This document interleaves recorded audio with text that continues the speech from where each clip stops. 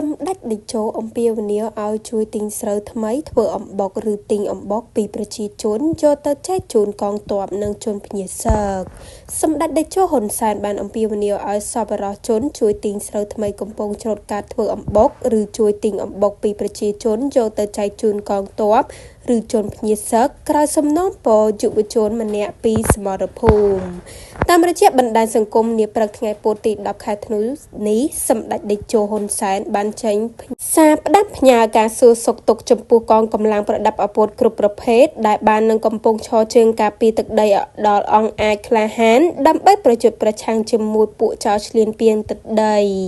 សម្ដេចក៏បានចូលរួមការលំបាកជាមួយបងប្អូនប្រជាជនភៀសសឹកទាំងអស់ដែលភៀសខ្លួនដោយសារពួកចោរឈ្លានពានសម្ដេចក៏សូមអរគុណចំពោះសប្បុរសជនដែលបានចូលរួមជាសម្ភារៈថវិកាតាមរយៈរាជរដ្ឋាភិបាលក៏ដូចជាសប្បុរសជន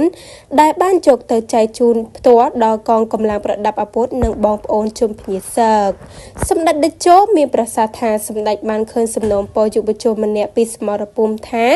សូមជួយជាអំបុកល្អជាងជួយជាមីសម្ដេចយល់ថាសំណូមពរនេះសមហេតុផល